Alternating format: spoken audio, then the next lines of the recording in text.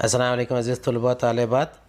جماعت 12ویں کی چھٹی نظم جہان آباد، جسے مرزا محمد رفیع سودا نے تحریر کیا ہے، اس کی ویڈیو میں آپ تمام کا استقبال ہے۔ آپ کو ہمارا ویڈیو پسند آئے تو لائک کیجئے، شیئر کیجئے، ہمارے چینل کو سبسکرائب کیجئے، اس ویڈیو کو آخر تک دیکھیے۔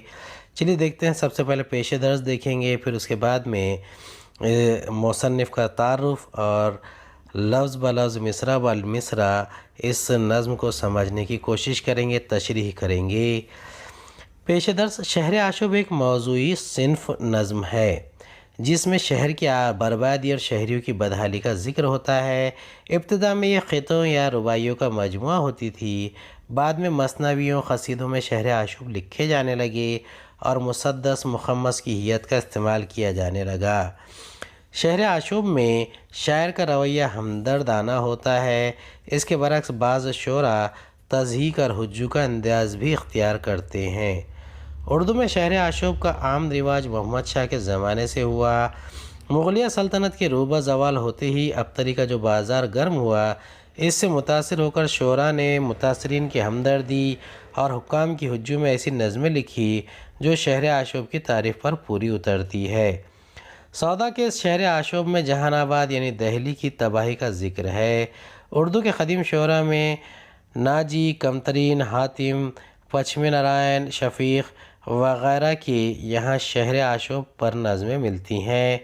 سودا، میر، نذیر، خائم چاند پوری اور جعفر علی حسرت کے یہاں بھی اس کی مثالیں پائی جاتی ہے۔ سودا کا پورا نام مرزا محمد رفیع تھا۔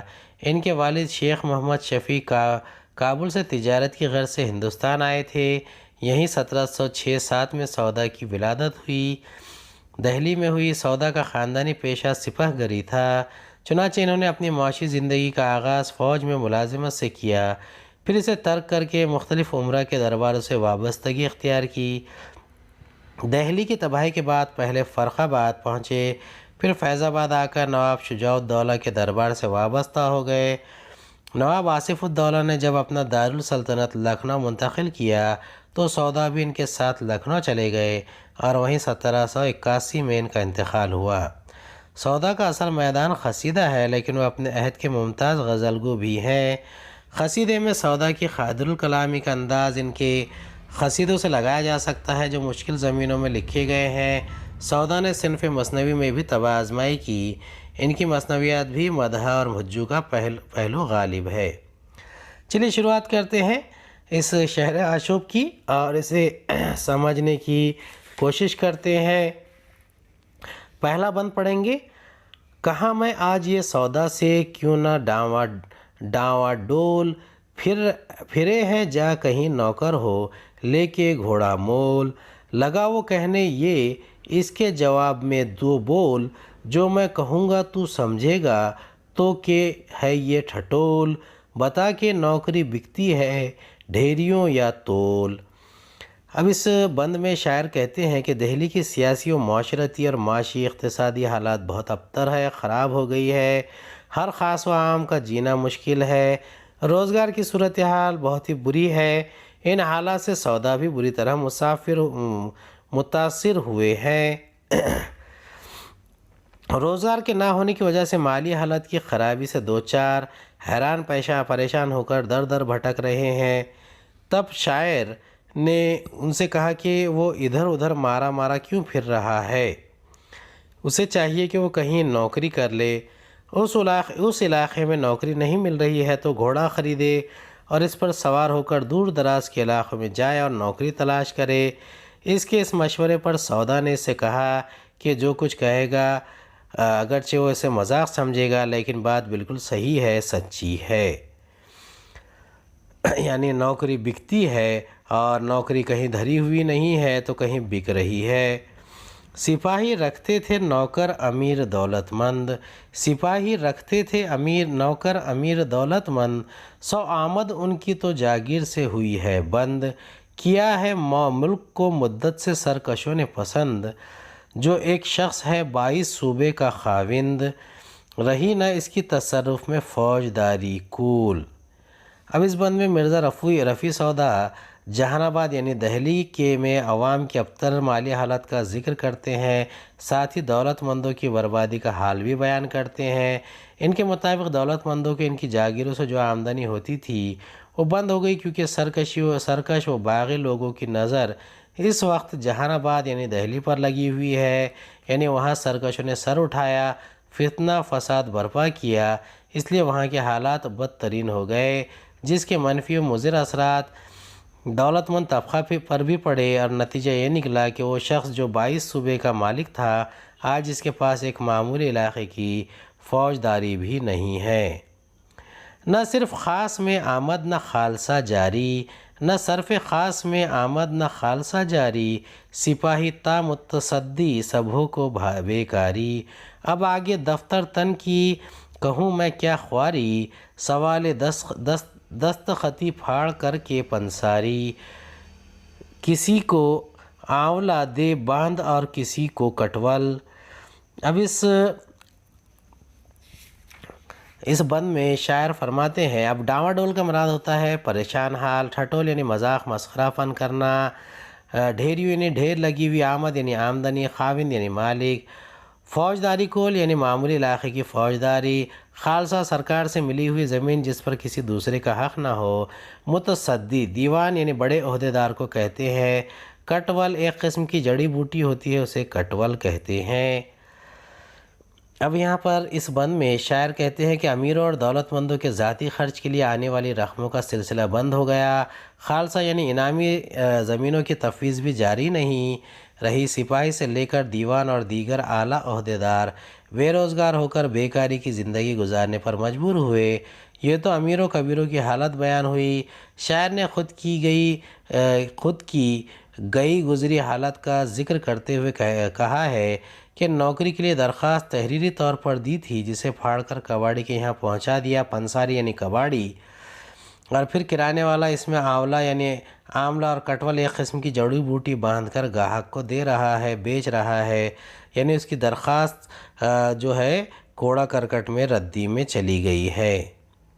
امیر اب جو ہے دانا، انہوں نے کی ہے یہ چال، ہوئے ہے خانہ نشی دیکھ کر زمانے کا حال، بچھی ہے سوزنی خوجا کھڑا جھلے ہے رومال، حضور بیٹھے ہیں ایک دو ندیم اہل کمال، دھری ہے سامنے ایک پیکدان ایک تنبول۔ اب سوزنی یعنی سوئی کا باریک کام کیا ہوا، روئی بھرا کپڑا، حضور یعنی سامنے حاضری دینے والا، تنبول پان کھلانے والا، مرغول جالی دار محراب وغیرہ، تصرف یعنی استعمال میں ہونا۔ اب اس بند میں شاعر کہتے ہیں کہ امیر جو ہے دانا، انہوں نے کی ہے یہ چال، یعنی وہ امیر جنہیں اب عقل آ گئی ہے، زمانے کے حالات کے پیش نظر گوشہ نشین ہونے کی چال چل گئے اور سماجی و معاشرتی تقاضوں سے آنکھیں موند کر گھروں میں محدود ہو کر رہ گئے ہیں، جہاں سوزنی یعنی سوئی کا باریک کام کیا ہوا روئی بھرا کپڑا پر آرام فرما رہے ہیں، خوجا رومال جھل رہا ہے اور سامنے ایک دو ندیم مصاحب بیٹھے ہیں اور پان اور اگالدان بھی رکھا ہوا ہے۔ ابھی 5واں بند پڑھیں گے۔ پیکدان یہ اگالدان کو بھی کہتے ہیں۔ خراب ہیں وہ عمارات کیا کہوں تجھے پاس، کہ جن کے دیکھے سے جاتی رہی تھی بھوک اور پیاس، اور اب جو دیکھوں تو دل ہوئے زندگی سے اداس، بجائے گل چمنوں میں کمر کمر ہے گھاس، کہیں ستون پڑا ہے کہیں پڑے مرغول۔ اب اس مرغول یعنی جالی دار محراب کے لیے استعمال کیا گیا ہے۔ اب اس بند میں شاعر کہتے ہیں کہ سیاسی حالات کی خرابی زندگی کے ہر گوشے سے ظاہر ہو رہی ہے، کوئی شعبہ بغیر متاثر ہوئے نہیں رہا ہے، امیر عمرہ رعایا سب ضروریات زندگی کے لیے پریشان ہیں۔ ان حالات میں عمارت و یادگاروں کی نگرانی کا کسے خیال ہوتا ہے؟ مرزا سودا نے اس بند میں اسی کی جانب اشارہ کرتے ہوئے کہا، وہ عمارات جن کے دیکھنے سے ذہن و قلب کو تسکین ہوتی تھی، یہاں تک کہ بھوک پیاس کا احساس نہیں رہتا تھا، وہ بہت زیادہ خراب ہو چکی ہے۔ پھولوں کے بجائے بے ہنگم گھاس بڑی ہو کر کمر کی اونچائی تک ہو گئی ہے، کوئی انہیں تراشے چھانٹنے والا نہیں ہے۔ یہاں عمارتوں کا بھی یہی حال ہے، ان کی نگرانی کا کوئی انتظام نہیں، ٹوٹ پھوٹ اور تخریب کاری کا عمل جاری ہے، کہیں ستون پڑا ہے، کہیں محراب، اور کسی کو اس کی پرواہ نہیں ہے۔ یہ باغ کھا گئی کس کی نظر نہیں معلوم، نہ جانے کن نے رکھا یہاں قدم، وہ کون تھا شوم۔ جہاں تھے سرد و صنوبر اب اس جگہ ہے زخم، مچی ہے زاغ و زن سے اب اس چمن میں دھوم۔ گلوں کے ساتھ جہاں بلبلے کرے ہیں کلول۔ گل پھول کو کہتے ہیں۔ اب اس بند میں شوم یعنی منحوس بدبخت، زخم یہ خاردار پودا یعنی تھوہر اسے کہتے ہیں، زاغ و زغن یعنی کوا اور چیل، کلول یعنی اچھل کود کرنا۔ اب شاعر نے اس فتنہ خیز حالات میں چمن کے باغ کی آشوبی کو بیان کیا ہے۔ اس خوبصورت و شاندار یعنی اچھے بھلے باغ کو نہ جانے کس کی نظر لگ گئی اور کن منحوسوں کے قدم اس پر پڑے کہ وہ اجاڑ ہو گیا ہے۔ نگرانی نہ ہونے کی وجہ سے صاف صفائی کاٹ چھانٹ کا معاملہ رک گیا۔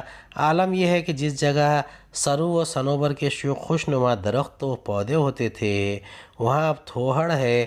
جس باغ میں بلبلے گلوں یعنی پھولوں کے ساتھ اٹکھیلیاں کرتی دنیا کو اپنے عشق و محبت کی داستان سناتے، اس چمن میں اب چیل و کووں کا شور برپا ہو گیا ہے۔ جہان آباد تو کب اس ستم کے قابل تھا، مگر کبھو کسی عاشق کا یہ نگر دل تھا۔ جہان آباد یہ دلی کے لیے لفظ استعمال کیا جا رہا ہے۔ جہان آباد تو کب اس ستم کے قابل تھا، مگر کبھو کسی عاشق کا یہ نگر دل تھا، کہ یوں مٹا دیا گویا کہ نقش باطل تھا۔ عجب طرح کا یہ بحر جہاں میں ساحل تھا، کہ جس کی خاک سے لیتی تھی خلق موتی رول۔ اب یہاں پر صرف کے معنی خرچ کرنا، کول یعنی معمولی، سوال یعنی درخواست کرنا۔ اب اس طریقے سے یہاں پر لفظ استعمال کیے گئے ہیں۔ آشوب یعنی بربادی اور فتنہ پردازی کی بیان کی گئی مثال ہے۔ اب اس جہان آباد کی تباہی یہ مغلیہ سلطنت کی تباہی ہے۔ اس پر ہر بار حملے ہوتے رہتے تھے۔ تاریخ کے کئی موڑ پر اس پر حملے ہوئے۔ 1857 کی جنگ آزادی کے خاتمے پر دہلی خصوصاً لال قلعہ کا محاصرہ ہوا، اس کی آخری کڑی ہے۔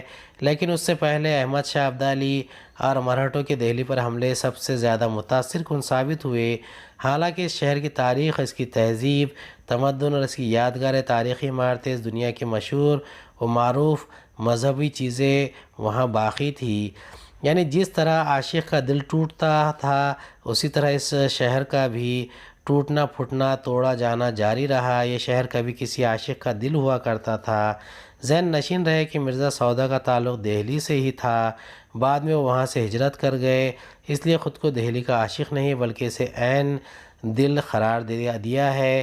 دہلی کی حالت زار سے متاثر ہو کر بڑے درد کے ساتھ کہتے ہیں کہ ظالم حملہ آوروں نے اسے بیکار سمجھ کر مٹا دیا، اور اس طریقے سے وہ اس شہر یعنی جہان آباد دہلی کو روئے زمین پر آباد شہروں میں سب سے زیادہ نفع بخش شہر مانتے تھے، جو ابھی برباد ہو چکا ہے۔ امید ہے آپ کو ہمارا ویڈیو پسند آیا ہوگا۔ اگلے ویڈیو میں دوبارہ ملاقات ہوگی۔ خدا حافظ۔